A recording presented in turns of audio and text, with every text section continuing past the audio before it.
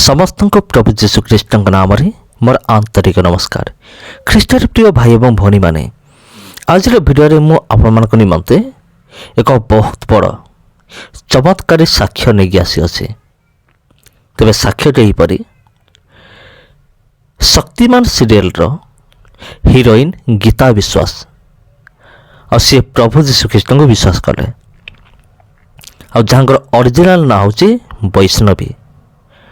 आपन जदि केबे शक्तिमान सीरियल देखि थे छोट बेले तेबे निहाती मते कमेंट करंतु। हाँ मु देखी मो निज विषय में कहबी बंधुकन मो मध्य छोट बेले शक्तिमान सीरियल मु देखुली आ मो स्वप्न सुधा मु भाभी नथिली जे এই जो शक्तिमान सीरियल रो एक्ट्रेस बा अभिनेत्री गीता विश्वास बा जहाँकर ओरिजिनल ना होची वैष्णवी से गोटे दिन प्रभु जीशुख्रीष्ट निकट को आसबे।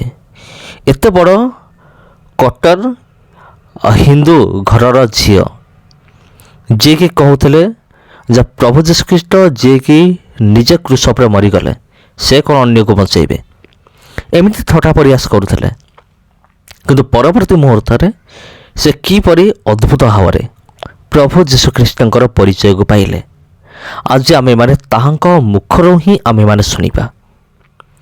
तेबे प्रिय बंधुगण बहुत सुंदर साक्ष्य रही आछि आ मो विश्वास करे ए साक्ष्य निहाती भाव में आपणकर विश्वास को मजबूत करिवो। तेबे प्रिय बंधुगण चलंतु आम माने सुनिबा डायरेक्ट वैष्णवी ताहां मुहर आम माने सुनिबा से पूर्वर किपरि थिले तांको जीवन किपरि थिला आ केमिति से प्रभु जीशुख्रीष्ट को घृणा करुथिले आउ परवर्ती मुहूर्त से केमिति प्रभु जीशुख्रीष्ट को से विश्वास कले। चलते आम मैंने डायरेक्ट तांको मुहर शुणा। आउ जदि वीडियो आपन को भल लगी थाए जदि वीडियो आपन को भल लगे तबे आपण को विशेष अनुरोध चैनल को सब्सक्राइब करेंगे आउ अनुरोध वीडियो को निश्चित भाव में अन्य मान पाखु शेयर करेंगे प्रबल मात्रा रे जहाँफल अन्य मानकर विश्वास वृद्धि हेब। तेरे चलतु आज वीडियो को आम आरंभ करिबा। थैंक यू विक्रांत ब्रदर और पास्टर अशोक कि आप लोगों ने मुझे यहाँ पर बुलाया, सारी टीम, और इतना आज सुनहरा मौका दिया इन बच्चों के साथ इंटरैक्ट करने का। और कुछ दिल से भी बच्चे हैं यहाँ पे आप सबको मैं बधाई देना चाहती हूँ कि आप लोग इतने अपने यंग एज में यहाँ आकर इकट्ठे होकर प्रभु की आराधना और स्तुति कर रहे हैं, उनके बारे में सीख रहे हैं। हमारे समय में हमें ये नहीं मिला था, मिलता तो शायद बहुत सारी चीज़ों से हम नहीं गुजरते। वैसे आप सब बैठ सकते हो प्लीज़, सॉरी पूना से मेरा एक बहुत पुराना रिश्ता है। आप लोग की उम्र में आपसे थोड़ी छोटी भी थी मैं। यहाँ 13 साल के कोई है तो ऊपर ऐसे हाथ उठाओ। 13, 14 कौन है? हाँ, आपके एज की थी मैं जब मैं पूना आया जाया करती थी। और पूना के साथ मेरी बहुत सुनहरी यादें जुड़ी हुई है उस टाइम में। और शायद आज भी, मुझे नहीं पता, आज थोड़ा कमर्शियल हो गया है पूना, लेकिन उस टाइम में ना पूना बहुत ताज़ा रहता था, एकदम ताज़ी हवा पूना के साथ। तो पूना से मेरा एक लगाव है, एक प्यार है, और मुझे पूना के लोग भी बहुत अच्छे लगते हैं। लेकिन आज मैं उसके बारे में नहीं, आप सब मेरे बारे में तो जानते ही, और ज़रूरी नहीं है कि जानते हो। विक्रांत ब्रदर ने बताया मेरे बारे में, लेकिन हो सकता है बहुत लोग टीवी नहीं देखते हो। मैं टीवी और फिल्म एक्ट्रेस हूँ। और सबसे बड़ी बात, अभी हाल ही में कौन आया था? पास्टर तेजल नाडर, मैं उनके चर्च से हूँ।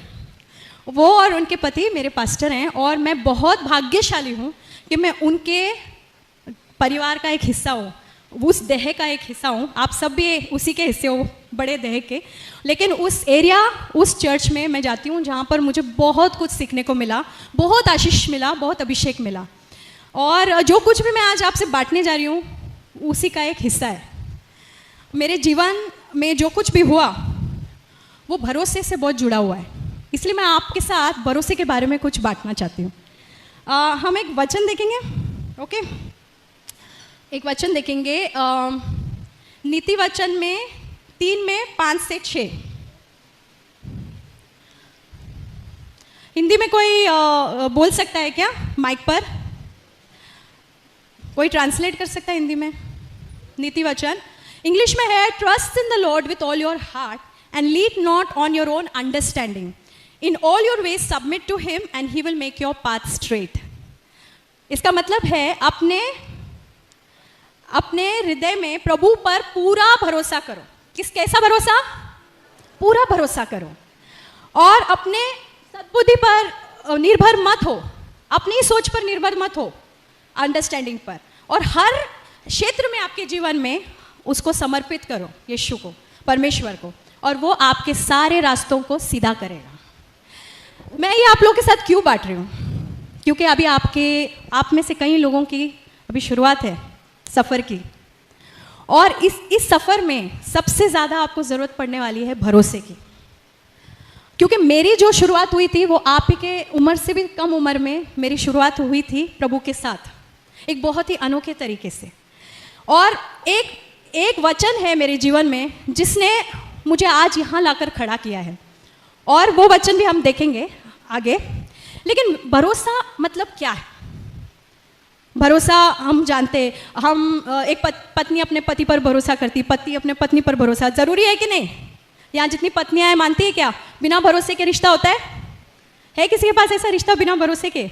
हम भरोसा करते तो ही रिश्ता कायम होता है। तो भरोसा बहुत ज़रूरी है। लेकिन सही मायने में बाइबल के अनुसार भरोसा क्या है? एक बच्चा, एक पेड़ पर एक छोटा सा बच्चा बैठा है, और उसकी छोटा बच्चा और उसके माँ बाप नीचे खड़े हुए, माँ या बाप, वो सोचता नहीं है कि अब मैं जंप करूँगा तो मैं नीचे गिरूंगा। उसको पूरा भरोसा है कि उसके माँ या बाप उसे अपने इसमें ले लेंगे। वो ज़्यादा सोचता नहीं है। उस तरह का भरोसा बाइबल उसके बारे में बात करता है, एक बच्चे के जैसे। यीशु ने कहा ना, जब तक तुम बच्चों की तरह नहीं बनोगे तुम परमेश्वर के राज्य में प्रवेश नहीं कर सकते।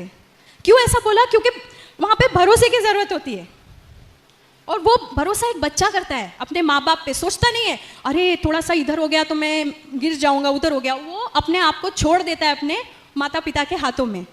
वो माता पिता जो फिर भी पूरे सिद्ध नहीं है, हो सकता है वो चूक जाए, तो हमारा परमेश्वर कितना सिद्ध है ना? आमेन। ओके, आप मेरे साथ आमेन बोलना, नहीं तो थोड़ा मुझे भी उत्साहित की ज़रूरत है, उत्साहित की। तो हमारा परमेश्वर कितना महान है, और हम कितना अपने आप को उसके अंदर छोड़ सकते हैं, उस तरह का भरोसा। और एक भरोसे का एक और उदाहरण देती हूँ। आप उस चेयर पे बैठे हो ब्रदर, आपको 3-4 चीज़ को ऐसे पकड़ने की ज़रूरत पड़ रही क्या? क्यों? क्योंकि वो आपका पूरा बोझ ले पा रहा है, करेक्ट? उस तरह का भरोसा यीशु परमेश्वर में, कि ये काफ़ी है मेरे लिए, मैं गिरूंगा नहीं। अब आप सोचो कि मैं क्यों इस बात को आपसे बांट रही हूँ, क्योंकि ये मेरे गवाही से बहुत जुड़ा हुआ है। मेरा पूरा जीवन इस भरोसे पे ही टिका हुआ है आज तक। एक और वचन देखेंगे हम, मत्ती की किताब 6:33, मत्ती 6:33। परमेश्वर के राज्य को खोजो, सत्य को खोजो, और तुम्हारी सारी ज़रूरतें पूरी होंगी। क्या होगी? पूरी होंगी।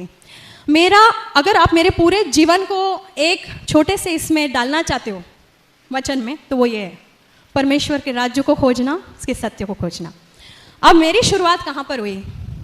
मैं कभी एक्टर नहीं बनना चाहती थी। आप हैरान होंगे, आपको लगता होगा ये बचपन से ही सपने देखती होगी एक्टर बनने का, इसलिए एक्टर बन गई। मैं आप लोग से इसलिए बांट रही हूँ क्योंकि कभी कभी हम सोचते हैं कि हमारे जीवन में ऐसा होना चाहिए, लेकिन परमेश्वर की योजना आपके लिए उससे बेहतर होगी अगर आप उस पर भरोसा करोगे तो। किस तरह का भरोसा? वो बच्चे की तरह। किस तरह का भरोसा? उस कुर्सी पे बैठने वाला भरोसा, अपने जीवन की गाड़ी का ड्राइवर उसे बनाना। आमीन। तो मेरी शुरुआत जब हुई, मैं बहुत छोटी थी, 11 साल के एज में। मैं अन्य जाति से आती हूँ। 11 साल के एज में मेरे को बहुत सारे सवाल आ गए कि बहुत सारे भगवान हैं, बहुत सारे देव देवता है, तो सच्चा परमेश्वर कौन है? वो मेरे 11 साल के एज में मेरे माइंड में आना शुरू हुआ कि हम यहाँ पर है क्यों? हम खाते पीते, शादी करते, बच्चे होते, फिर वो भी बड़े हो जाते, फिर उनका हम देखते, इंश्योरेंस करते, ये करते, वो करते, फिर हम भी चले जाते। मकसद क्या है जीवन का? ये 11 साल की एज में है ना, यहाँ पे बहुत सारे ऐसे होंगे, है कि नहीं? आपको भी बहुत कम उम्र में ये बात आई होगी माइंड में, क्योंकि ये बात है ना, प्रभु ने हमारे लिए एक योजना बनाई, इसलिए वो हमारे माइंड में वो चीज़ आती है, क्योंकि वो हमें कहीं ले जाना चाह रहा है। और उस वक्त मुझे यीशु के बारे में कुछ भी नहीं पता था, मैं उस मार्ग में चल ही नहीं रही थी और ना ही मुझे इंटरेस्ट था। मैं सच कह रही हूँ आपको, मैं बहुत ही साधारण इंसान हूँ, आप ही की तरह हूँ, सब कमजोरियों के साथ मैं वैसे ही थी जैसे आप हो, वैसे ही हूँ। तो मेरे को यीशु में जाना ही नहीं था, मेरे को चिढ़ आती थी एक्चुअली यीशु के नाम से। और कोई मुझे बोलता बाइबल पढ़ो तो मैं बोलती थी नहीं चाहिए, ऐसी थी मैं। लेकिन बाकी सब पढ़ती थी मैं, 6 बार मैंने पढ़ लिया बाकी सब किताबें। क्यों? मुझे इंटरेस्ट था जानने के लिए सच्चा परमेश्वर कौन है, सच्चा परमेश्वर कौन है। एक दिन मैं बहुत ही निराश हो गई, मैं टेरेस पर गई, अपने बिल्डिंग के, वो बंगला था हैदराबाद में, बाजू वाले के बंगले में, हम लोग के पास बंगला भी नहीं था, हम लोग छोटे से घर में रहते थे। तो वो बंगले पे गई और मैंने फूट फूट के रोना शुरू किया। हमारे लाइफ में वैसे भी बहुत प्रॉब्लम्स चल रही थी, फूट फूट के रोना शुरू किया और मैंने बोला तू कौन है, तू मुझे बता, मैं जानना चाहती हूँ तू कौन है। ऐसे आसमान को देख के मैंने बोला तू अदृश्य परमेश्वर, मैं नहीं जानती तू कौन है, पर तू मुझे बता। मैं तेरे को कोई नाम नहीं देती, कोई धर्म नहीं देती हूँ, बट तू मुझे अपने आप को प्रकट कर, मैं सब कुछ तेरे हाथों में छोड़ती हूँ। अब आगे क्या होगा तू ही देख ले, तू मुझे बता तू कौन है बस। और मेरे को रातों को नींद नहीं आती थी इस बात को लेकर कि परमेश्वर कौन है एक्चुअली, वो एक जीवित परमेश्वर कौन है इतने सारे नामों में। और फिर ये मैंने बात उनके हाथों में छोड़ दी। मुझे साइंटिस्ट बनना था, पढ़ाई में बहुत रुचि थी मेरी, और हालांकि पढ़ाई में बहुत गैप्स आए प्रॉब्लम की वजह से। तो जब मैं 10वीं कर रही थी मुझे लगा कि मैं कॉलेज भी जाऊंगी, मेरा प्राइवेट 10th कर रही थी, मैंने फॉर्म्स भी भर दिए थे। ये जब मैं 16 साल की थी, ये तब की बात है। तब तक ये सवाल और भी गहरा होता गया। मैंने गॉड से टेरेस पर ये रोक के पूछा। उसके 3 महीने के अंदर कुछ ऐसा बड़ा हादसा हुआ, मेरे पिताजी गायब हो गए। वो मुंबई में रहते थे, हमारे खर्चे के लिए यहाँ से मुंबई से हैदराबाद पैसे भेजते थे, उसी खर्चे पे, उसी पैसे पे हमारा घर चलता था, रेंट, खाना पीना जो भी है, मैं, मेरी मम्मी और मेरी छोटी बहन। अब वो कहाँ गायब हो गए पता नहीं, ना पैसे आ रहे ना फ़ोन आ रहा है, मुंबई फ़ोन कर रहे तो कुछ पता नहीं। ये 3 महीने के अंदर जो मैं टेरेस पे जाके यीशु से, परमेश्वर से, यीशु तो तभी पता ही नहीं था, परमेश्वर से मैंने बोला तू मुझे रास्ता बता, तू कौन है। ये 3 महीने के अंदर ये सब कुछ होने लगा। मेरा SSC कंप्लीट हो गया, तब तक कॉलेज के फॉर्म्स भरने तैयारी हो रही थी। इतने में ये हुआ, मम्मी बोली चलो मुंबई चलते, देखना पड़ेगा किधर है वो, वरना हम लोग गुजारा कैसे करेंगे, कोई नहीं हमारी मदद करने वाला, कोई भी नहीं, क्योंकि मम्मी भी बहुत गरीब परिवार से आती थी। तो डैडी थोड़े से पैसे वाले थे, लेकिन उनके भी बहुत सारे लिटिगेशन प्रॉब्लम्स, ये वो बहुत कुछ चल रहा था हमारे जीवन में। तो चलो हम मुंबई चलते। तो मुंबई आए हम लोग, ढूंढने लगे, उधार के पैसे लेके आए किसी से, ढूंढने लगे, एक छोटे से लॉज में ठहरे। आज भी वो लॉज वैसे के वैसा ही है उधर, airport palace, Santa cruise east में। अभी भी मैं जाके पिक्चर्स निकाल के लाई वहाँ पे। हाँ, इट्स जस्ट लाइक दैट, कुछ बना नहीं, पेंटिंग नहीं हुई उस बिल्डिंग की ठीक से, वैसे के वैसे ही इतने सालों में। मैं 16 साल की थी तभी। तो उस लॉज में हम लोग ठहरे थे, 10-11 दिन ऐसे ही निकल गए, डैडी मिले ही नहीं। जिधर जिधर हम जाके ढूंढ सकते थे सब जगह ढूंढा, किधर भी नहीं मिले। मम्मी ने बाद में हमको बताया कि उसने सोचा पैसे ख़त्म हो गए, अगले दिन खाने के पैसे नहीं, 4 दिन होटल के पैसे नहीं भरे थे हम लोगों ने। होटल वालों को पता नहीं था, नहीं तो हमारा बोरिया बिस्तर बाहर कर देते, हमको फेंक देते थे बाहर। वो अभी तक मम्मी ने उनको बताया नहीं था कि हमारे पास पैसे नहीं, उनको लगा अब तक दिया तो दे देंगे आगे। फिर मम्मी ने बताया कि उन्होंने प्लानिंग बनाई थी हमें जहर देकर हमको ख़त्म करना, खुद भी ले लेती थी अगले दिन, ऐसा उनका प्लान था। लेकिन उन्होंने सुना था यीशु के बारे में, बहुत पहले वो यीशु को मानती थी, लेकिन पूरा सब छोड़ छाड़ चुकी थी। और अब उन्होंने सुना था एक चर्च के बारे में, तो वो बोली कि चलो चलते। तो मैंने बोला मेरे को नहीं आना है, मैं क्यों आऊँ, मेरे को ये कौन है ये परमेश्वर, मेरे को नहीं पता, ये खुद सूली पर है, मेरी क्या मदद करेगा, ऐसा मैं सोचती थी। और बोले नहीं तुम चलो, तुम लोग को मैं अकेला नहीं छोड़ सकती है। बहुत पहले वो यीशु को मानती थी, लेकिन पूरा सब छोड़ छाड़ चुकी थी। और अब उन्होंने सुना था एक चर्च के बारे में, तो वो बोली कि चलो चलते। तो मैंने बोला मेरे को नहीं आना है, मैं क्यों आऊँ, मेरे को ये कौन है ये परमेश्वर, मेरे को नहीं पता, ये खुद सूली पर है, मेरी क्या मदद करेगा, ऐसा मैं सोचती थी। और बोले नहीं तुम चलो, तुम लोग को मैं अकेला नहीं छोड़ सकती है होटल रूम में, तुम चलो, तुम लोग बाहर खड़े रहना, अंदर मत आना, तुमको नहीं विश्वास है। मैं बाहर ही खड़ी रही, मैं अंदर नहीं गई। इतना मेरे अंदर वो था कि नहीं जाना है मतलब नहीं जाना, मेरे को नहीं पता, जो चीज़ में मेरे को विश्वास नहीं, मैं क्यों मानूं, ऐसा। तो मैं बाहर खड़ी थी और उस वक्त मुझे पवित्र आत्मा कौन है कुछ नहीं पता, मैंने बाइबल पढ़ा भी नहीं था, एक पन्ना नहीं पढ़ा था बाइबल का। सडनली मुझे वहाँ पर ऐसा महसूस हुआ कि किसी ने ऐसे बकेट भर भर के मेरे ऊपर है ना ऐसा प्रेम उंडेल रहा है, ऐसा शांति, प्रेम, आनंद और जॉय जैसे पूरा मेरे आंखें ऐसे भर आई और मैं रोने लग गई। अनकंट्रोलेबल क्राइम, मेरा पूरा शरीर ऐसे कांप रहा था और मुझे समझ में नहीं आ रहा मुझे उधर क्या हो रहा है। मैं बाहर वरांडा में खड़ी हूँ, अंदर भी नहीं गई, मुझे समझ में नहीं आ रहा है क्या हो रहा है। मम्मी बाहर आई तो बोली क्या हो गया, मैंने बोला कुछ हो रहा है मुझे, तो बोली चल चल अभी चलते। तो मम्मी रूम में आए, कुछ बुकलेट्स थे, वो आप दोपहर में भी प्रार्थना कर रही थी मम्मी। मेरी सिस्टर को भी इतना कुछ पढ़ा नहीं था, वो समझ ही नहीं थी, वो 12 साल की थी तभी। शाम के 6 बजे मैं अपने रूम का दरवाजा, होटल रूम का खोलते हैं, वहाँ पे एक वरांडा है, 3 रूम ऐसे थे, 3 रूम ऐसे, नीचे रिसेप्शन था, छोटा सा लॉज था, बिल्कुल हमारे चौखट के बाहर। अगले दिन खाने के पैसे नहीं आए, वो उस दिन लास्ट था हमारे पास खाने के पैसे, बिल्कुल हमारे चौखट के बाहर 100 रुपए का ऐसा bundle, just outside our door. ऐसे नोट जो बैंक से निकले हुए, जिसपे एक पेन या पान का दाग नहीं, उन दिनों में तो बहुत गंदे नोट होते थे, ऐसा नोट जैसे अभी किसी ने बैंक से निकाला हो, ऐसा नोट मैं हाथ में, मैं कांप रही हूँ, मैं मम्मी को जाके दिया तो मम्मी ने बोला कि इधर ही रख पैसे, बोलना मत पैसे हमारे पास है, नहीं तो कोई भी बोलेगा मेरा है करके, नीचे जा पूछ कि किसी का पैसा गुम हो गया है या चोरी हुआ है कि क्या है। हो सकता है कस्टमर जब सामने वाला उसके पॉकेट से गिर गया हो, नीचे जाके पूछा वो वेटर वो लोग से, तो बोले बेबी ऐसा क्यों पूछ रहे हो, ऐसा तो कुछ नहीं है। तो मैं ऊपर आके मम्मी को बोला ऐसा कुछ नहीं है। फिर हमने वो पैसे गिने, 4 दिन हमारे होटल का उसमें पैसा था, 4 दिन का वो भरने का, और आगे के 3-4 दिन हम 3 टाइम का खाना हम लोग तीनों खा सकते थे, उतना पैसा उस बंडल के अंदर था। मैं बोली कौन है ये भाई, पहली बार गए, मैं तो मानती भी नहीं हूँ, इतने जगह गए, इतना कुछ किया, जीवन ऐसा ही ऐसा जा रहा है, ये क्या है। एक तो मुझे उधर कुछ महसूस भी हुआ, तो मेरा माइंड वहीं से चेंज होना शुरू हो गया था कि कुछ तो है, something different about this Jesus Christ. तो मैं जानना चाहती, फिर मेरा पूरा वहाँ से उत्साहिकता बढ़ा, मैं और जानना चाहती हूँ यीशु के बारे में कि कौन है जो शाम को जवाब आता है, सुबह में प्रॉब्लम और शाम को सलूशन। तो मैंने बोला मुझे जानना है। उतने में और भी बहुत सारे चमत्कार हुए। वो एक अंकल थे हमारे, वहीं से मैं जो साइंटिस्ट बनना चाह रही हूँ, मैं क्यों आपको ये बता रही हूँ, क्योंकि आप सब भी बहुत आशाएं लेकर बैठे होंगे, मुझे ये बनना है, मुझे वो बनना है, और हो सकता है कि प्रभु की भी इच्छा आपके लिए वो हो, तो वो जरूर आपके जीवन में पूरा होगा। लेकिन कभी कभी प्रभु की इच्छा हमारे लिए कुछ और होती है। क्यों? क्योंकि वो जानता है कि आपकी काबिलियत क्या है, वो आपको किस क्षेत्र में इस्तेमाल कर सकता है। जरूरी नहीं आपने जो सोचा वही हो, जो क्षेत्र प्रभु आपको लेकर जाएगा वहां पर वो आपका पूरा इस्तेमाल करेगा। कहाँ साइंटिस्ट और कहाँ एक्टर, जमीन आसमान का फर्क।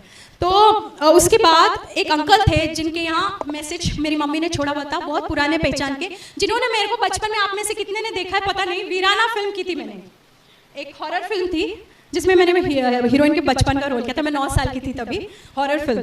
तो वो अंकल ने मुझे करवाया था, वो हॉरर फिल्म के राइटर थे।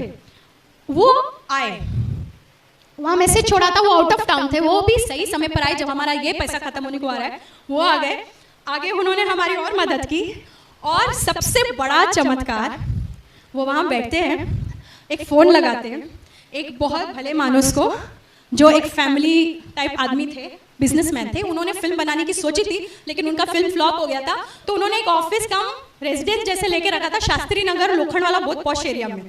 अब 8 महीने का रेंट भर चुके थे वहाँ पे, और वो ऑफिस यूज ही नहीं कर रहे थे, और वो जो लैंडलॉर्ड थी वो पैसे वापस नहीं कर रही थी, बोले कि 8 महीना रह के आप छोड़ दो। वो खाली घर ऐसे ही पड़ा था, फुल्ली फर्निश्ड। इनको उसी वक्त उनकी याद आना, ये उनको फ़ोन करके बोलते हैं कि एक फैमिली है, परिवार, इनके डैडी अभी तक इनको मिले नहीं है। तो उनके खुद के 3 बेटियाँ, तो उनको भी फीलिंग हुई, वो ममता जगी उनमें, और बोला कि इनको आने दो, रहने दो, जब तक इनके डैडी मिलते 2-3 महीना हम सीधा एक लॉज रूम से सीधा एक पूरे बहुत ही फुली फर्निश्ड टीवी फ्रिज वाले घर में हम लोग शिफ्ट हो गए, और वो भी बिना किसी मतलब, बिना किसी गलत इसके। मैंने ऐसा प्रभु का, मैं अभी इतना समय नहीं है मैं सब बांटूं, पर इतनी चीज़ें हुई, अनबिलीवेबल चीज़ें, जैसे मतलब आप सोच नहीं सकते। प्रभु ने जो कहा ना, तुम विश्वास करोगे, तुम पहाड़ से कहोगे यहाँ से वहाँ हो जा, और वो होगा। शायद पहाड़ नहीं हुआ अब तक, क्योंकि हमारा विश्वास भी अभी वो लेवल में पहुंचा नहीं, लेकिन बहुत ऐसी चीज़ें हुई जो नहीं, असंभव थी मेरे जीवन में। और बहुत बड़ी कहानी को थोड़ा छोटा करते हुए मैं ऐसे एक्टर बनी, वहाँ से मेरी शुरुआत हुई। मुझे फिल्म्स मिलते गए, मेरा फोटो सेशन फ्री में हो गया, फिल्म्स मिलते गए, नया प्रोड्यूसर, नया हीरो, फिल्म बनी नहीं, अच्छे लोग थे, गलत काम नहीं था उसमें, फिल्म्स बनी नहीं लेकिन पैसे आते रहे।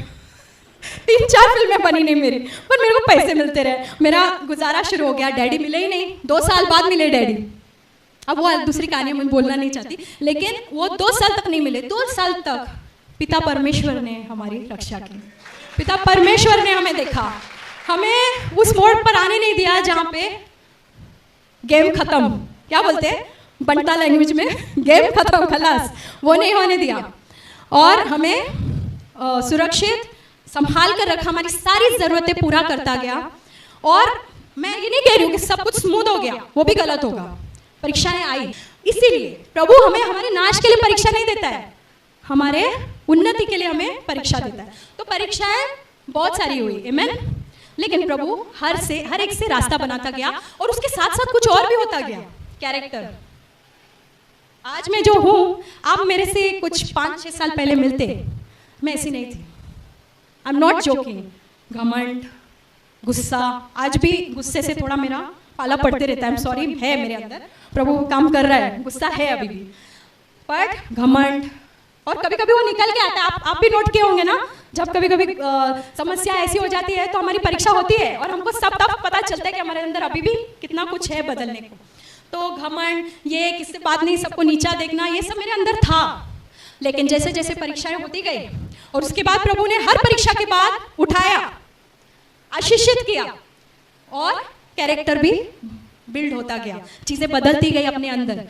मेरे परिवार वालों ने देखना शुरू किया, जो मेरे विरोध करते थे कि तुम ये प्रार्थना में क्यों जाती हो, ये प्रार्थना गलत है, इधर मत जाओ, ये लोग गलत है, ये पास्टर लोग गलत है, ऐसा ऐसा बोलते थे, आज वो भी आते हैं प्रार्थना में। मैं क्यों? क्योंकि उन्होंने कुछ देखा, और वो काम अगर हम प्रभु को अपने ऊपर करने नहीं देंगे ना, तो वो नहीं होएगा। वो अपने ऊपर निर्भर है। देखो, स्वर्ग तो हम लोग जाएंगे ही जाएंगे, जब तक हम यीशु को पकड़ के रख रहे हैं कि वो हमारा उद्धार करता है और हमारा प्रभु है, सिर्फ और सिर्फ वो, तो हम तो स्वर्ग जाएंगे, क्योंकि प्रभु का वचन है वो। लेकिन हमारे जो वहां पर हमें मिलना है, बहुत सारी चीजें हैं, और हमारा कैरेक्टर, वो सब इस पर निर्भर होता है कि हम कितना प्रभु के लिए अपने हृदय को खोलते हैं, कितना उन पर, मैं जो शुरुआत किया था, कितना उन पर भरोसा करते हैं, बहुत बहुत जरूरी है। और फिर 2006 में मेरे जीवन में एक बहुत बड़ा चेंज आया। तब तक मैं यीशु में सिर्फ है ना एक धर्म के नाम पर विश्वास करती थी। यीशु था, सिर्फ यीशु, लेकिन धर्म के द्वारा, आप समझ रहे हो, एक धार्मिक क्रिश्चियनिटी भी है ना, धर्म के द्वारा। लेकिन ये new life, born again life मुझे समझ में नहीं आ रहा था। बाइबल मैं बाकायदा पढ़ती थी, मुझे बहुत शौक था, मेरे अंदर एक आग थी बाइबल पढ़ने के लिए, मैं बहुत पढ़ती थी, आज से ज्यादा तब पढ़ती थी बाइबल। तो बाइबल में ऐसे ना बहुत मतलब भूख और प्यास के साथ पढ़ती थी, तो मेरे को बहुत सारी चीजें दिखती थी, लेकिन वो जहाँ मैं जाती थी प्रार्थना में, वहाँ वो चीजें मेरे को नहीं दिख रही थी। बदलाव, चेंज, वो मिरेकल्स लाइफ में, मिरेकल्स इन द सेंस के चंगाइयाँ जो यीशु बोलता है आज भी होगा मेरे नाम में, वो सब मुझे नहीं देखने को मिल रहा था। मैं फिर से सवाल मैंने यीशु से किया कि प्रभु कुछ और है, बताओ मुझे, कुछ तो है, कुछ गड़बड़ है, क्योंकि आपका वचन सच्चा है, आप सच्चे हो, लेकिन कुछ तो है जहाँ सही नहीं जा रहा है। और फिर प्रभु ने बोला अब ये रेडी हो गई है, मैंने बोला ना लेवल होता है, अब ये रेडी हो गई है वहाँ आने के लिए। पहले भी लोगों ने मुझे बुलाया था, लेकिन मैं बोलती थी ये लोग ना सब ब्रेन वॉशिंग करते, मैं नहीं जाऊँगी हमारे न्यू लाइफ फेलोशिप और बॉर्न अगेन चर्च में, बोलते नहीं जाऊँगी नहीं जाऊँगी नहीं जाऊँगी। एक दिन रात को प्रभु ने मुझसे, वो मेरे से बात करते थे हाँ वचन के द्वारा, और मुझे बोला जाओ मैं भेज रहा हूँ तुमको। तो मैं गई, वहाँ पे तुम्हारी उम्र का 19 साल का एक लड़का, पहली बार मैं गई, वो आया था, सीजू मैथ्यू उसका नाम, वो आया केरला से, और वो खड़ा है माइक पर, और मैं बोल रही हूँ मेरे से बहुत छोटा, और वो ऐसे बात कर रहा है जैसे वो 70-80 साल का आदमी, बहुत सारा ज्ञान लेकर। मैं बोली कौन है भाई, और मेरे सारे सवालों का जवाब वो दे रहा है माइक पर। और उस वक्त तक ना मुझे ये सब मेरे बिलीव नहीं होता था कि पवित्र आत्मा के द्वारा आप नीचे गिर जाते हो, और उनके स्पर्श से आप आप भर दिए जाते हो, एनॉइंटिंग का मुझे इतना समझ नहीं था। तो वहाँ मैं देख रही थी, जब प्रार्थना खत्म हुआ सब लोग ऐसे आगे जा रहे हैं और सब गिर रहे नीचे। मैंने बोला ये मेरे हो ही नहीं सकता, क्योंकि ये रियल नहीं है, ऐसा मेरा माइंडसेट ऐसा था। मैं आगे गई और उन्होंने मेरे को छुआ भी नहीं, उसका आंख बंद था वो ब्रदर का, और वो ऐसे आंख बंद करके बोलते हैं बेटी क्या चाहिए आपको, इंग्लिश में बोलते हैं। मैं बोली बेटी, ये मेरे से कितना छोटा है एज में, मुझे बेटी बोल रहा है। तो मैंने बोला ये नहीं है, ये ज़रूर प्रभु बोल रहे हैं इसके जरिए। मैंने बोला मैं चाहती हूँ कि यीशु मेरे जीवन का पूरा नियंत्रण ले ले। ऐसा मेरे मुंह से निकला, पता नहीं क्यों उस वक्त वो मैं भर गई थी उससे, पूरा नियंत्रण यीशु ले ले। उसने बोला ऐसा ही हो तुम्हारे साथ, सिर्फ इतना बोला वो ब्रदर ने, एक हवा का झोंका जैसे आया और वो बपतिस्मा था पवित्र आत्मा का। मैं नीचे फ्लैट जमीन पर, प्रेज गॉड। और मैंने बोला ये क्या है, अमेजिंग एक्सपीरियंस।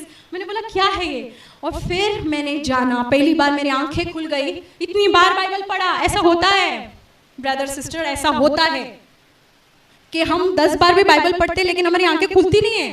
वही वचन मैंने कितनी बार पढ़ा कि यीशु हमारे पापों की क्षमा के लिए धरती पर आया, क्रूस पर मारा गया, गाड़ा गया, तीसरे दिन जिंदा हुआ ताकि हमें अनंत जीवन मिले। लेकिन मेरी समझ में नहीं आया था तब तक।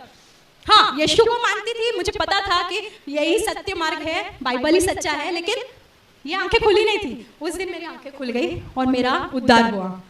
और उसके बाद फिर मेरा जीवन बहुत बहुत अलग हो गया। अब सिर्फ चीज़ें और मटेरियल चीज़ों के लिए नहीं, आत्मिक उन्नति चालू हो गई। पहले तो बहुत सारी चीज़ें लाइफ में हुई, सक्सेस मिला, मैं एक्टर बन गई, बहुत कुछ हो रहा था, लेकिन आत्मिक उन्नति नहीं हो रही थी।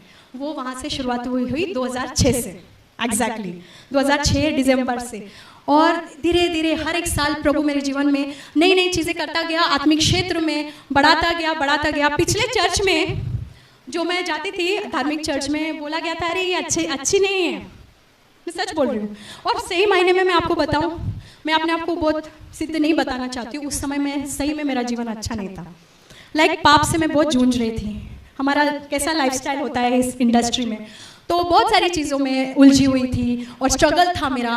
वो सब यीशु के आने से, उसके वो एनॉइंटिंग से, उसके वो उद्धार वाले वो स्पर्श से सब खत्म हो गया उस दिन से।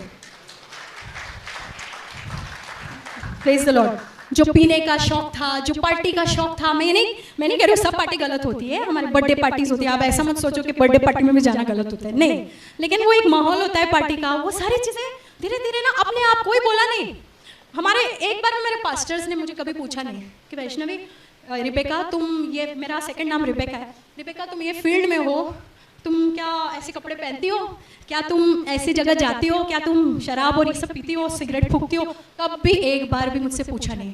लेकिन सिगरेट तो नहीं फूकती थी, लेकिन बाकी चीज़ें तो थी। धीरे धीरे धीरे सब प्रभु निकाला और अपने आप वो इच्छा ही चली गई उन सब चीज़ों की। और प्रभु कहाँ से कहाँ लेकर आया, जहाँ वो चर्च में बोलते थे, मेरे को एक नाम भी दिया गया था, सड़ा हुआ एप्पल इंग्लिश में क्या बोलते हैं, रोटेन एप्पल। हाँ, वो मैं आपके एज ग्रुप में थी, रोटेन एप्पल बोला था। मैंने तो उनको क्षमा कर दिया, कोई बेर भी नहीं है उनके लिए, धन्यवाद हो प्रभु का। लेकिन मेरे को रोटेन एप्पल बोला था। वो रोटेन एप्पल को प्रभु ने उठाया और आज किधर खड़ा किया। महान परमेश्वर है हमारा। अगर हम उन पे विश्वास करेंगे तो कभी भी, आप अपना सारा भविष्य उसके हाथ में दे दो। और आपके लिए बहुत जरूरी है, क्योंकि अभी आपकी शुरुआत है, इसलिए कह रही हूँ।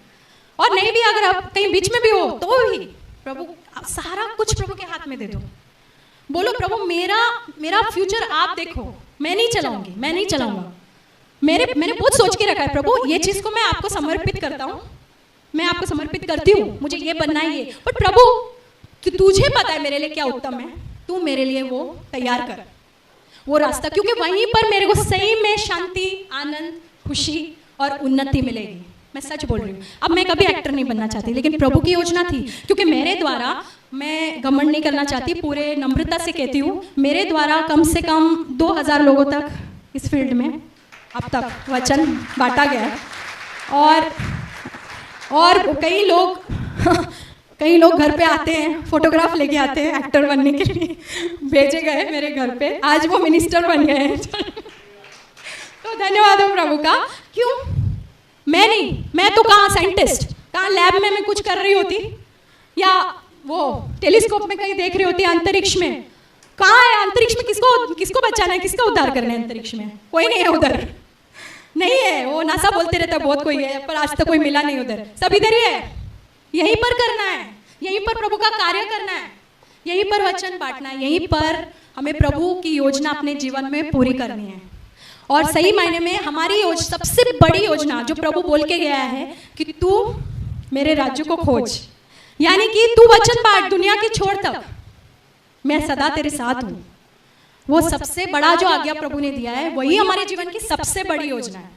चाहे हम जीवन के कोई भी क्षेत्र में क्यों ना हो, अब स्कूल में होंगे या कॉलेज। अब मेरी बेटी का उदाहरण, आज वो इधर आई नहीं, वो 16 साल की है, इसलिए मैं जानती हूँ मैं आप लोग के जीवन से बहुत ही मतलब वंचित हूँ मैं कि आप किस दौर से गुजरते हो ये इस वक्त और आज के दौर में, क्योंकि मेरा दौर कुछ और था।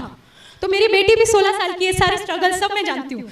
तो वो मेरे को स्कूल में बुलाया गया था, क्योंकि उसका 8 साल में उसका उद्धार हो गया था।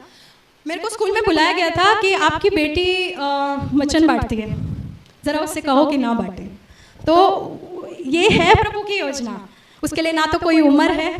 और मुझे अच्छा लगा, मैं उनके सामने तो चुप थी, लेकिन अंदर से मैं बहुत खुश हो रही थी कि सही मार्ग में चालू हो गया उसका चलना। तो अच्छा कंप्लेन, ये बहुत अच्छा वाला कंप्लेन था। तो वही है, हाँ, जो माँ बाप यहाँ बैठे, हम अपने बच्चों को सबसे बेस्ट क्या दे सकते हैं? प्रभु यीशु। अगर उनको शुरुआत से प्रभु यीशु दे दिया ना, स्ट्रगल होंगे, मैं नहीं कह रही नहीं होंगे, क्योंकि दुनिया देखो कैसी हो गई है, मीडिया, सोशल मीडिया साइट्स, बहुत कुछ है वहाँ पर खींचने के लिए। लेकिन अगर यीशु उनके दिल में बस गया ना, वो संभाल लेगा सब कुछ। मैं सच कह रही हूँ, अपने बच्चों को भी संभाल लेगा, हमको ज़्यादा टेंशन लेने की भी ज़रूरत नहीं है। और जवान लोग जो यहाँ बैठे हैं, जो अभी शुरुआत कर रहे हैं, आप अपना जीवन अगर प्रभु को दोगे पूरी तरह से, तो वो आपका इस्तेमाल करेगा। अब वो ऐसा नहीं है यूज एंड थ्रो, वो कभी ऐसा नहीं करता, यूज एंड थ्रो नहीं करता।